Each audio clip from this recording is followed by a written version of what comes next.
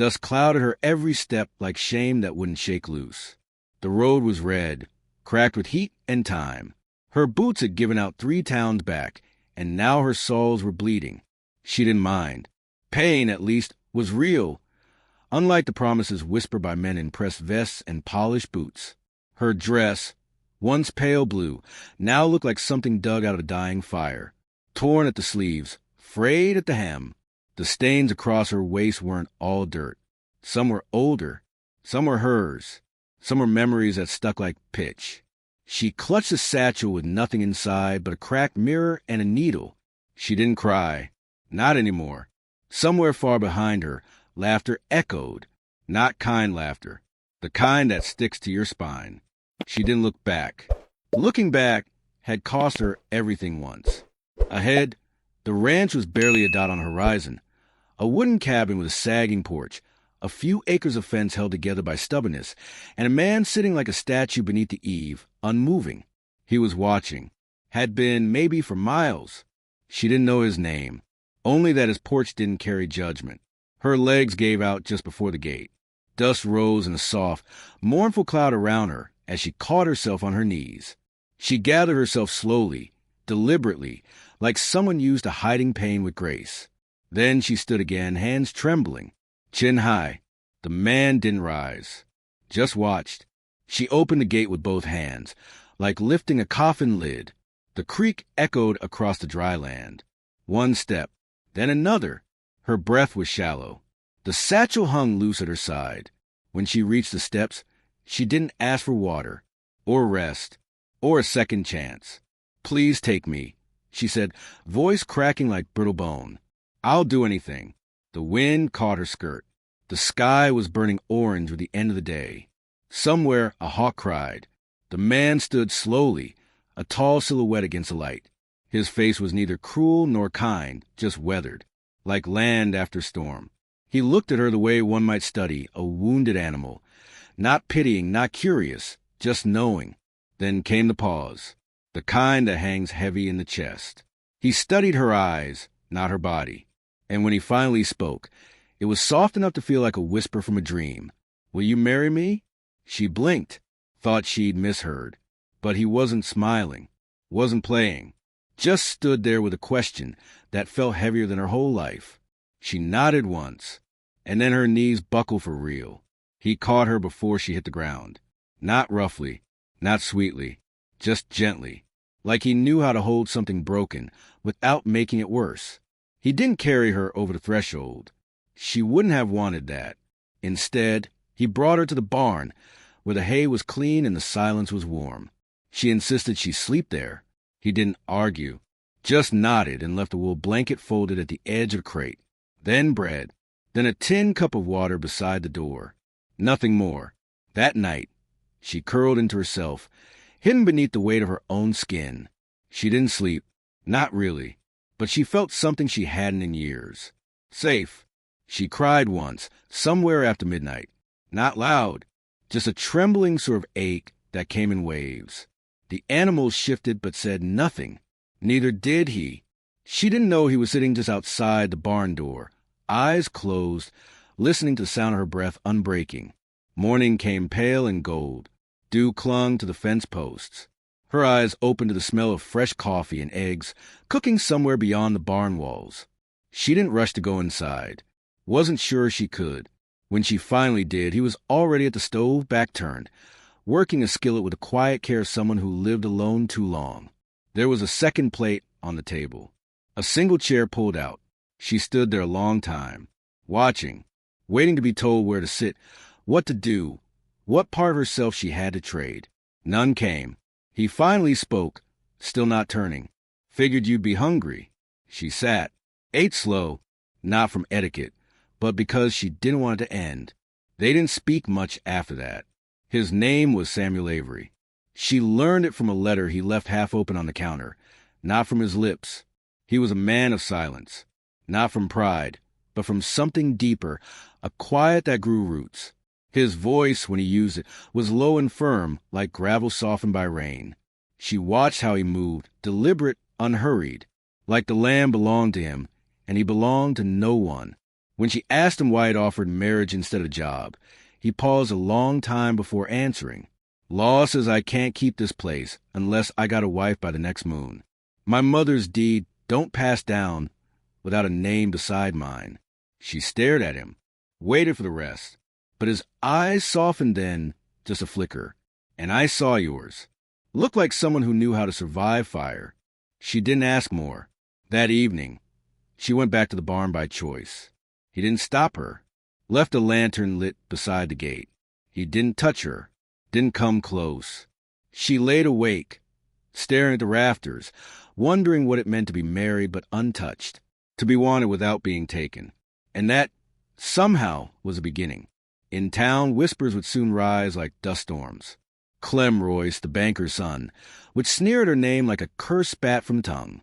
But here was quiet. Here was a porch that didn't flinch when she walked near. A man who saw her hands and didn't flinch at the calluses, who noticed a tremble in her voice but never asked its origin. She wasn't used to being left alone in this way. It scared her at first, the space he gave, the freedom. But in that stillness, she started breathing again. She mended a ripped curtain the next day. Unasked, he said nothing. But later, she found a small bundle of fabric and thread placed by her barn door. The sun dipped low again, brushing the fields in gold. Crickets began to sing. She sat outside the barn, knees to her chest, watching Samuel work the fence. He glanced back once, met her eyes, didn't smile, but he tipped his hat. And somehow, that was everything. They rode into town without speaking, the horses' hooves whispering against the dirt. The wind tugged at her hair, now braided loosely, a habit she'd picked up without knowing. Samuel sat straight, his hat low, one hand on the reins, the other resting idle. His silence was never heavy, just still, the kind of stillness a woman could wrap herself in without being smothered. The courthouse looked more like a schoolhouse with its chipped paint and single-bell tower. A judge with a walrus mustache blinked behind wire spectacles when they stepped in, peering over a stack of papers like he wasn't sure if this was real or some strange riddle. He asked a few questions. Samuel answered plainly. She nodded when spoken to. There was no joy in it, but no dread either. No ring was exchanged. No kiss. Just a signature. Two names inked beside each other, like strangers on a guest ledger. The judge asked if they wanted a witness. Samuel said, ain't needed. She almost said thank you, but swallowed it. He wasn't doing her a favor. He was just giving her space. Outside, the wind had picked up. They didn't go back the same way they came. Took the longer road, quiet and winding through yellow grass. She wondered if he meant for them to sit with the strangeness of what they'd done. That evening she cooked stew, chopped carrots too thick, forgot to salt the broth. Still, he ate every bite without a word. She noticed the way he pulled the chair back just slightly, leaving space. Always space. Not just at the table, but around her, like he knew she needed air. The days followed in rhythm. She found herself rising early, before dawn, hands already knowing what firewood was, how much flour they had, which hinges creaked and needed oil. Not because he asked. He never asked. But because the doing steadied her. Structure was a kind of salve. She swept the front porch, repaired torn curtains, scrubbed the skillet until it gleamed. Some nights she fell into bed bone tired, and for first time in years that tiredness didn't feel like defeat. It felt earned. He worked the fields, slow and methodical. She watched him sometimes from the kitchen window, the way he moved like a man who'd learned patience from the land. No frustration, no yelling, just quiet persistence. He would come in dusty and sun-worn, wash his hands at the pump, and nod once before eating. Sometimes their shoulders would nearly touch at the table. Sometimes they'd sit across from each other. It changed, depending on the wind, or maybe the mood of the day. When he left for town one afternoon, she explored the back of the barn and found an old loom tucked under a tarp. Her fingers itched. That night she cut up her old dress, the one she arrived in, stained and ruined, cut it into strips, started piecing something together, not knowing yet what. A week passed before anyone came calling. Mrs. Dalrymple showed up with a basket of dried apples and scraps of floral fabric tied with twine. Her hands were like roots, gnarled and strong. Her voice carried stories without being asked. She said she'd known Samuel's mother. Said she had a laugh like wind chimes and a temper to match. Then she looked at the girl and said nothing more, just handed her the cloth and patted her wrist. She stitched that cloth into her quilt the same night, pale blue with tiny yellow roses. Later that week, Eli rode by, young, with a freckled face and a smile that tried too hard. He offered to help with the well pump, and she let him, mostly out of politeness. He made a joke about how Samuel must be working her hard. She didn't laugh. He glanced at her hand, saw the ring, and his shoulders shifted. He tipped his hat and left without saying more. She didn't tell Samuel about it. But the next morning, she found a second bucket set by the well, a new rope coiled beside it. One evening, she wandered down to the river. The heat had broken after days of stillness, and the air smelled like rain that couldn't find the ground. She knelt by the bank, scooped water in her palms, and washed her face, scrubbed her arms, let her feet sink into the mud like roots. She didn't know he was watching until she looked up. He stood just back, not staring, just there. She said, "I feel cleaner than I felt in years." He nodded once, said nothing, but didn't look away. That night, a lamb was born crooked-legged and weak. She helped him pull it from the mother, hands slick and shaking. They wrapped it in burlap, cleaned it, laid it near the hearth. He brought it himself, holding it like something fragile, set it down beside the fire. She sat with it for hours, petting its damp curls. He made coffee and left her a cup on the table. When she smiled, really smiled, for the first time, he caught it in his peripheral vision. And though he didn't say anything, she saw something soften behind his eyes. Then came the day Clem Royce returned. She saw him before he saw her. His coat sharper than it had any right to be in a place like this.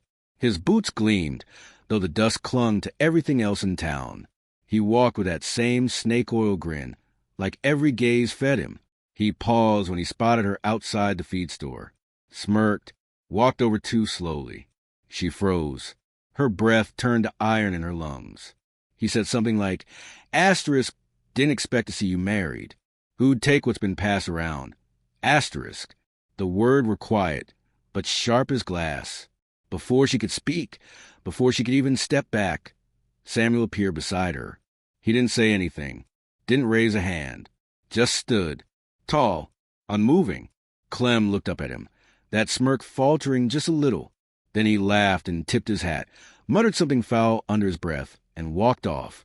She waited until they were home again, waited until supper, then cleared her throat and said softly, "Asterisk if it causes trouble.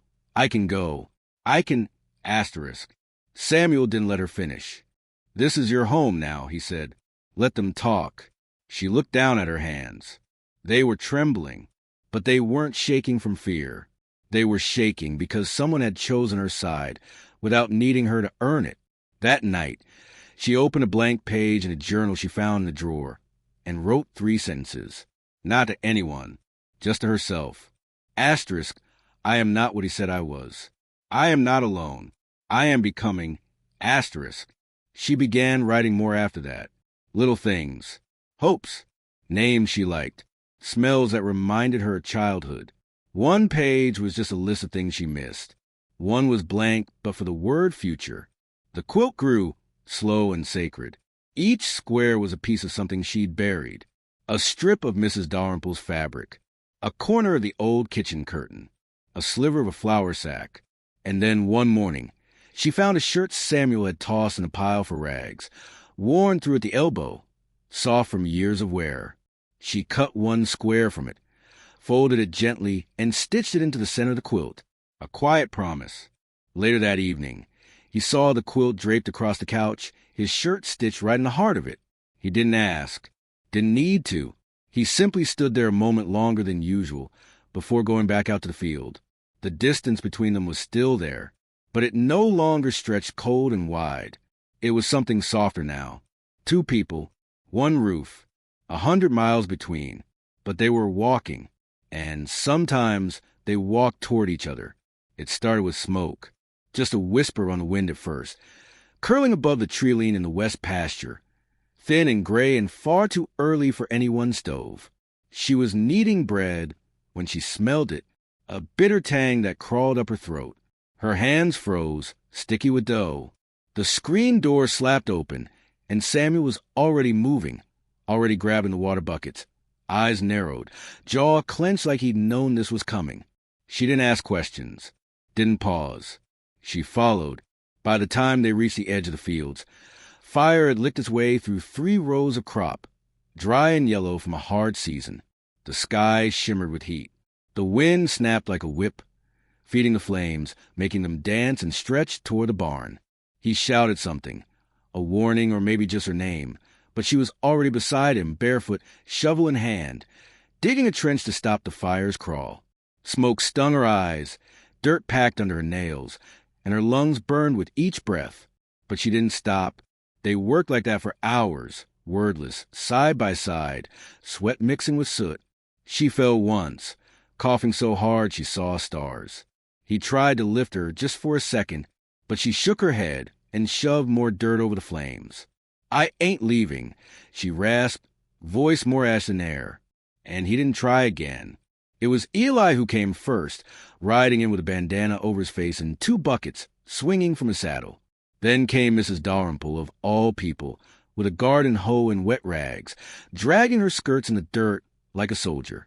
Others followed, ranchers, hands, even children. No one said a word about why they came. No one asked if she deserved the help. They just came. When it was finally done, when the last embers hissed into silence and the sun sagged low behind smoke-haze clouds, she collapsed in the dirt, too tired to move. Her hands were blistered, her dress scorched. Her hair clung to her neck in wet ropes. Samuel sat beside her, both of them leaning back against a scorched fence post. Neither spoke. Her fingers found his, dirt slick and rough. "I ain't scared anymore," she said. He turned then, slow and steady, and looked at her like it was the first time he truly saw her. Not just a woman in trouble. Not just someone broken who needed fixing. Just her. He didn't speak. Didn't need to. He took her hand and placed it gently over his chest. And there, beneath callous skin and the lingering smoke, his heart beat steady. Later, after the others had gone and the dark pressed in thick and quiet, they sat on the porch, nursing tin cups of water and silence. She asked, soft as nightfall, "Why do you never ask where I came from?" Samuel looked out into the black, his voice barely more than gravel carried by wind. "Because I know what it's like to come from a place nobody wants to hear about." And then, for the first time, he told her about his mother, fierce and proud, half Comanche, married to a man who never made it through the winter, about how the town looked at them, how school teachers spoke with knives in their smiles, about the day his mother stopped speaking in English and how, from then on, everything he learned came from her silence and the land itself. "They call me half of something," he said, "never whole." She didn't answer, just reached out and brushed soot from his cheek with her thumb. "You're whole enough," she whispered, "whole enough for me." The moon was a sliver above them. The stars blinked slow, as if holding their breath. She leaned forward, lips brushing his cheek, like a promise wrapped in courage. He reached for her hand again, not to hold, not to own, just to feel it there. The next morning, she hung a photo above the hearth, a faded image of a woman with strong shoulders and wise eyes. His mother. She found it tucked in a box beneath the bed, wrapped in a handkerchief that still smelled faintly of cedar. He didn't say anything when he saw it, just stood in front of it for a long time, eyes wet but unblinking. Then he nodded, and that was enough. She began calling herself Mrs. Avery in town. Not loud, not boastful, just in passing. "Mrs. Avery'll pick it up later. Tell Eli to drop it at the Avery place." It felt strange in her mouth at first, like wearing a coat not yet broken in. But over time, it fit. The quilt she'd started grew larger, softer. She sewed an ash-black fabric from the burned edge of the field, stitched a long side yellow from a bandana Samuel used to wipe his brow. It was ugly, uneven, a little scorched. But it was theirs. Their evenings settled into a rhythm. He would come in smelling of hay and earth. She'd hum softly while she mended seams. They spoke little, but the silence now was gentle, not heavy, like two people standing on either side of a bridge they'd built, plank by plank, with no rush to meet in the middle, because they already understood the shape of one another's footsteps. The fields would take time to grow back. The scars on her palms would stay for a while. But when she looked around at home, the hearth, the quilt, the quiet strength in the man who never asked for more than she could give, she knew the fire hadn't just taken. It had made room, and this time she would stay. The sky pressed low and heavy that morning, the kind of gray that warned of more than rain. It was a kind of storm that didn't announce itself with thunder, but with silence. The field still bore the black scars from the fire, ash lingering in the corners of fence posts, smudging the memory of growth. Samuel sat on the porch, whetstone in hand, sharpening the axe in slow, deliberate strokes. Not for battle, just because it needed tending. Like the fence, like the land, like her. She stood in the doorway, barefoot on the warm boards, holding a square of the quilt between her fingers. The center one. The piece cut from his old shirt. She wasn't afraid, but she knew. Storms didn't always need wind. The first horse came over the ridge at noon. Then two more. And then Clem Royce, riding like a man who'd never lost anything, or believed what he lost might have been his fault. He dismounted with that same careless grin, boots landing in a puff of dust. Well, he drawled, ain't this picture perfect? House still standing. Woman still hiding behind a name that don't even count. Samuel didn't rise, didn't flinch, just kept sharpening. Clem turned his eyes on her. Cold, calculating. Thing is, he said, land deeds don't mean much when they're tied to someone who don't count as full citizen. Half-bloods don't pass property rights down in this county. Hell, you might not even be married legal. Might just be squatting. She stepped forward, not beside Samuel. In front. Her voice didn't shake. Not even a little. You talk like law's a weapon, Clem. Like you can twist it to hurt folks and make it look like justice. Clem smirked, but she didn't stop. You want them to believe Samuel don't belong? You want to pretend I never said yes? Fine, but let's talk about what you did first. The crowd had begun to gather. A few shopkeepers. Eli leaning against a post. Mrs. Dalrymple standing behind her cane, jaw tight. You used me, she said, voice low and steady. Passed me off to men like I was your property. Then you turned your back when I bled from it. You sent men to burn this place to the ground. And you thought I'd keep quiet. She looked around at the people. The same ones who'd whispered before, who'd watched her walk through town with their doubts behind polite eyes. But he didn't break me, she said, turning back to Samuel. You didn't ask me for anything. You just made room for me to breathe, to heal. He gave me nothing but silence, and somehow it was the first kindness I ever knew. Clem laughed. Dry. Ugly. That a real pretty story, he said. But stories don't hold up in court. He stepped forward, and that's when Eli moved. You stay where you are, Royce. Two other men from the crowd stepped in then, quiet but certain. Clem's face changed, anger rising beneath the charm. You gonna let them treat me like a criminal? You are one, someone said. Wasn't her voice. Wasn't Samuel's either. Mrs. Dalrymple stepped forward, holding a paper. It was the sheriff's order, the one she collected quietly after the fire, the one that charged Clem Royce with arson, conspiracy, and unlawful threats. Clem reached for something beneath his coat, and then Samuel stood, not with violence, not with threat, just stood, and every man in that crowd tensed. Clem's hand dropped. He was taken without fight, not because he was weak, but because something in the air had changed. She watched as they led him away, his boots dragging through the dust he once believed he stood above. There was no triumph in her face, just quiet peace. A storm passed, a life reclaimed. Later, back at the house, she sat on the porch while the wind played through the long grasses, swaying like a hymn without words. Samuel leaned against the post, fingers running absently along the banister. You ever regret saying yes? He asked, barely audible. She looked at him, eyes steady, heart soft. You didn't ask me to save you, she said. You just let me stay. That's the only yes I'll ever mean. He smiled then, not the polite kind, not the weary one. A real smile, the kind that grows from soil and ash in time. The quilt flapped gently on the line, catching the late afternoon sun. One square shimmered, the one from the fire-blackened field. Another stitch from her first dress. Another, the old curtain. All of it memory made soft. She rocked slowly, hands folded over her stomach. He opened a book beside her, turning pages with care.